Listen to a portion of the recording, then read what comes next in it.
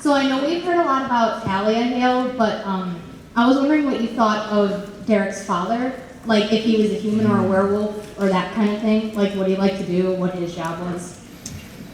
I always saw, I've never thought about what Derek's dad did, just because to me it was always more important who he was. I always saw Derek's dad as a very, very, very strong father figure.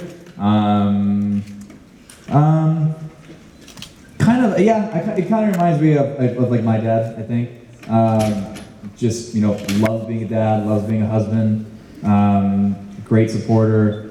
Is always kind of there for you, very, very loving. I think that, to me, and I even thought about this when we shot the first season, the jacket that Derek wore in season 1, at one point, the button ripped off the sleeve. I think it was really early on. And they said, like, oh, we can fix it and put the button on. I was like, actually, no, I kind of like it, because for whatever reason, I felt like that was Derek's dad's jacket. And so, like, he, like, took it as, like, a thing to have of him. And like that button missing was like something that was always there, and so there was no reason to fix it. So I feel like Derek had a massive, massive respect for his dad. So I think if anything, and that's why I think that Derek's end goal really is to have that family again, just because I think his dad made home such a great place. Okay, thank you. Thank you. Hi, Tyler. Hi. How are you? Good. How are you? Good. Good. I just want to ask, what characteristics of Derek do you like the best? Do I like the best? Yeah. Ooh, his persistence. He gets knocked down over and over, and always gets back up. I think he's his persistence I admire. And really, over the last couple of seasons, I'd say my favorite thing about Derek is his willingness to own up to his mistakes and his willingness to change and adapt.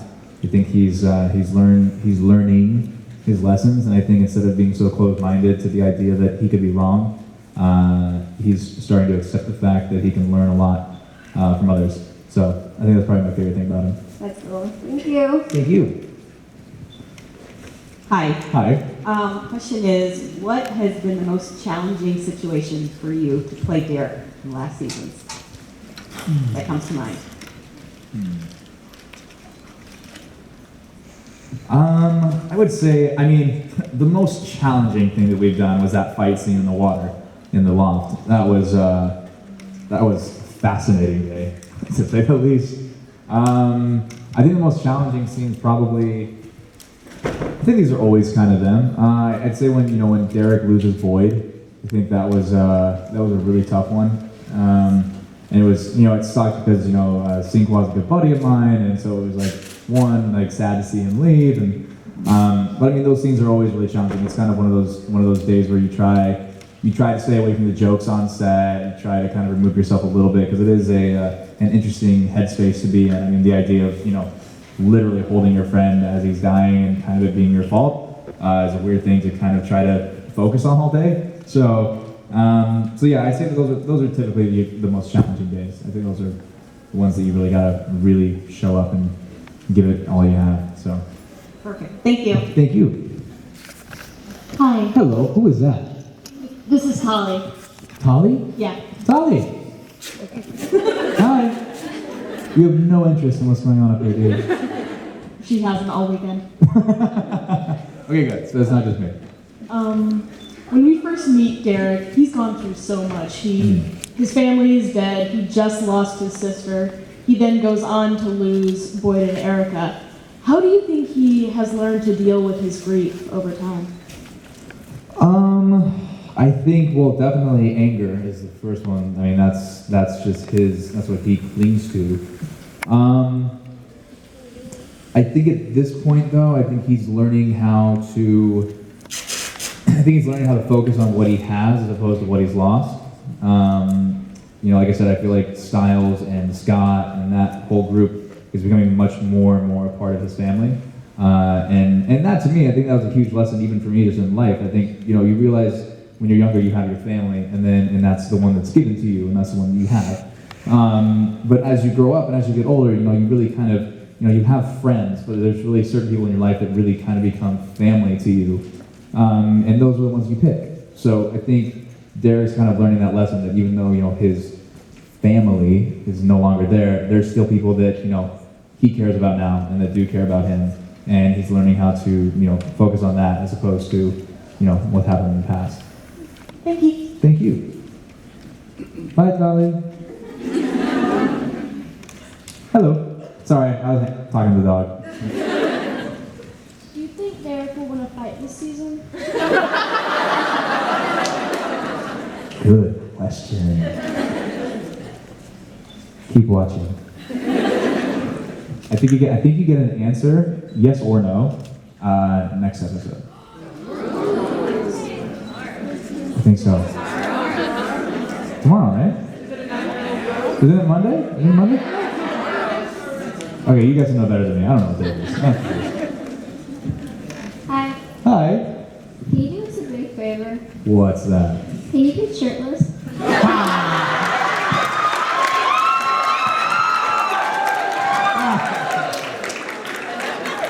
Alright, who did it? Who put her up to that? Who, wait, you did it? You just took credit for it though. That was bold. That was bold.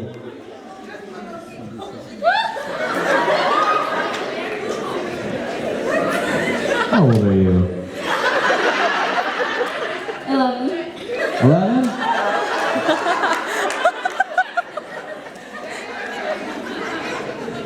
I didn't ask a girl that question till way later.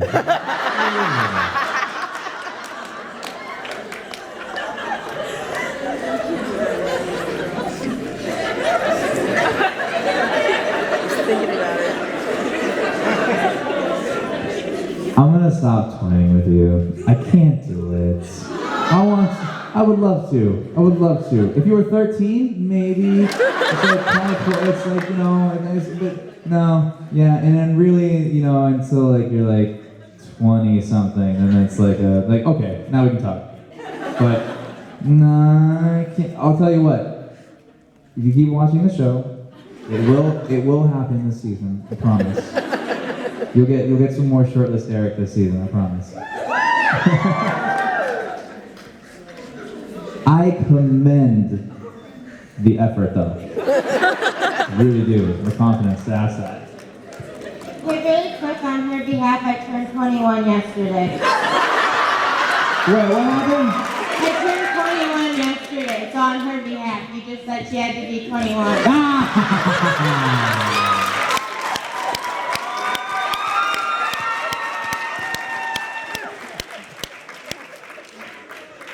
Well played.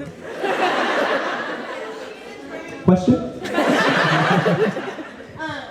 You already know that I'm like a huge fan of Seventh Heaven, and Teen Wolf. I wanted to know what were the set differences. Well, Seventh Heaven, we had a couple sets that we used over and over and over again. We do on Teen Wolf as well, but we tend to introduce new places much more often, which definitely makes shooting more interesting in the fact that we always have to find out what works on that set, as far as blocking and just the way that things look right and look the best. Seventh Heaven, we kind of had like this thing where you could read the script and you knew exactly what we were going to do, just because based on similar scenes on the same set, you knew how we were going to light it, and you knew how we were going to move people in and move people out. And Teen Wolf is completely different every single time because we shoot it more like a film. So every episode is kind of its own thing. Even though we use the same sets, we try to move the scene, move the action, move where everybody's focused, move the furniture, which you'll notice in Derek's loft a lot this year, which I got just so much pleasure out of. It was really funny because I thought, in the midst of everything that's going on this season, when was Derek sitting at home going, I should move my furniture? I know we gotta go fight. I know we gotta go save somebody. I get it, but I don't think my couch should be here. So that was like really funny to watch. It was like a little tidbit. That's his hobby. That's his guilty pleasure. He's like, guys, I so would be there to ward off the people shooting at you right now, but I gotta stay home. I gotta take care of some important stuff. Yeah, put the couch over there. Leave the table. Yeah. What was the question? Oh, how are the sets different? Yeah. No, so we do. We mix things up a lot more on the Teen Wolf set, and It's shot much more like a film than a TV show, so we don't have, typical marks that we would go to every single time. And that's why our hours are longer, but that's why, when you watch the episodes, you don't feel like you're seeing the same thing over and over and over again Like just to the house. T. So, what's that? Like just the house and like the... Yeah, like instead of seeing like the exact same thing behind the person in every single episode, we tend to move around a lot more. So it does make it a little bit more difficult for shooting, but it definitely looks better when we put the episode out. So Okay, thank you. thank you. Hi. Hi. Do you consider Derek a good guy or a bad guy? What do you think? Excuse me? What do you think? In the middle, I guess? That's a good answer. Yeah, I think it's always funny. There's a really great actor named Christoph Waltz. Really good. And he played a Nazi detective in this movie, Inglourious Basterds. But I remember that he got asked this question of, what's it like to play a Nazi? And he says, well, I don't know, I played a detective. He's like, the fact that he was a Nazi is a label that he has, but that's not who he is. He was a detective, and I was more concerned about, what he did and the kind of person that he was. So I've always kind of had that in the back of my mind, because I know that typically, we think of like Nazi, and we think of bad guy. But it's interesting because everybody is still a person. So you really kind of have to look at circumstances and things that are happening in their life and what's happened to them and what they're after, things like that. So I think in the beginning of season 1, we kind of wanted to paint Derek as the bad guy. We find out that he's not, and I think that the fact that him and Scott had different goals kind of made him look like that. But I think he's a good guy. I think Derek's a good guy. He has good intentions. I think he kind of focused on the wrong things for a little bit, mainly in season 2. I think in season 2 he was really, really on that middle part, and he could have gone either way. But I think he fell back to the good guy side. Thank you. You're welcome. Good question. Hello. So me and my cousin are like really big fans, and we know that Peter dies, and so does Kate, and so does like the whole family. So, so what would you do if your character Derek just died? If he died? If Derek died? What would I do? I wouldn't come to work anymore. I'd probably stay home. Otherwise it'd just be awkward. Like, hey, Tyler, good to see you again, man. We don't need you here. You're still dead. Do I think he would come back to life or something? I mean, it would be consistent. That would make sense. He's kind of died 3 times already, right? I think it's the same episode. Season 1 and 2. I think episode 6. Derek always disappears. And maybe even throughout the season. I think all the series. I think every time around episode 6, Derek just goes away, and we think he's dead. And then he shows up at the very end of 7, which means I have a very light schedule on episode 7 every season. But yeah, I think he could get the strength to come back. Someone would find a way. I think Scott and Styles would find a way to get him back. They would. Kind of like episode 1. We got him. Kind of got him. Not really him, but yeah. Thank you. Thank you. Hi. Hi. If Derek's father was ever to be shown, who would you like to see casted in that part? Oh, wow. Very good question.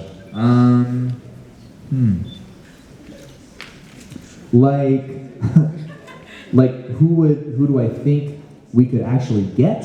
And would I like to see, or if I had my pick of anybody? My pick of anybody? George Clooney. He's awesome. I feel could you top that? There's a couple people that'll be okay, I can say Clooney or maybe this guy. But I think Clooney's got to be the guy. Clooney would be the head of the most royal werewolf family ever, right? He's that guy. He's that cool. I would say Clooney, hands down. Who did you see, by the way? Who do you think? Who would you pick? Oh, it's my friend's question. Who was your friend? That one right there. Who would you pick?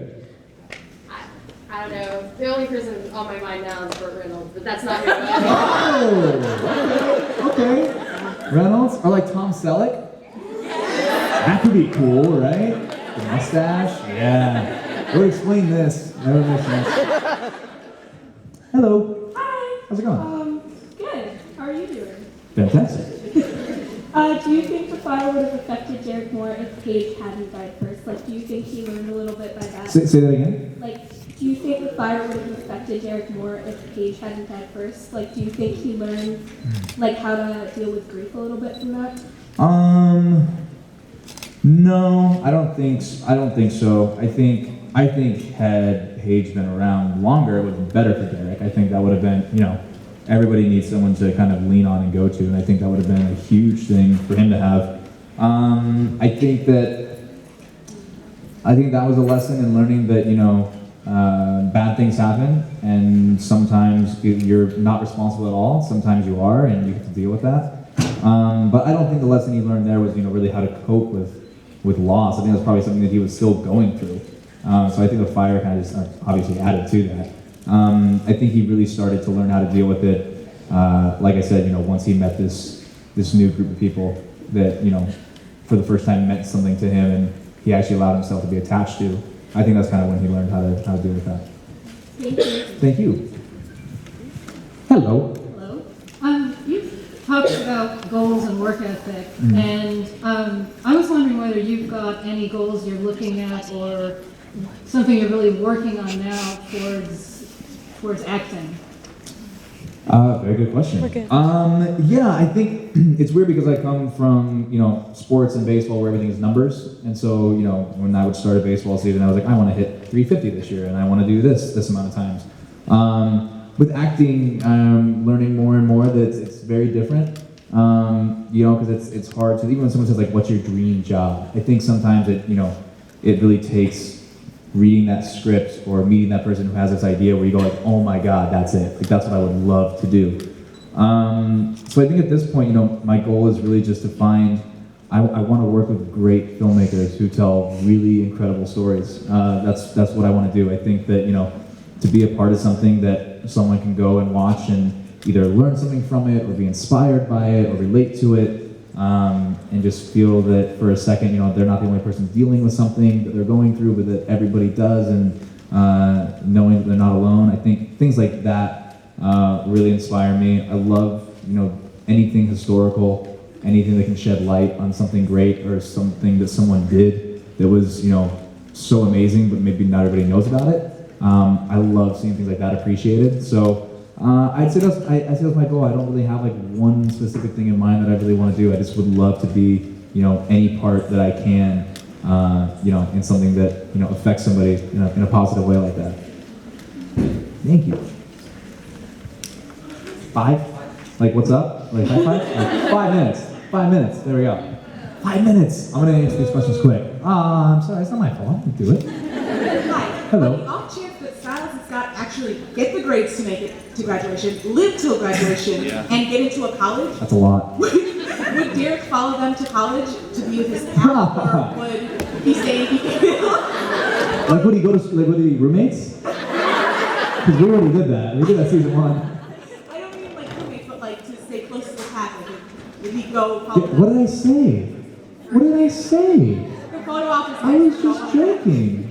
Okay, I think probably something. I think that, I think that they would, I think he'd probably follow them, depending on where they went. If it was like a cool school with like a good place to hang out, then yeah, because I don't think he's gonna go to class. I think Derek's over class. So yeah, as long as there's a good city that he had like some good alone time when they're in class, then I think he'd go. Okay, thank you. Thank you. Hello. Hi. What's your name? I'm Sonia. Hi. Sonia? Nice to meet you. What's going on?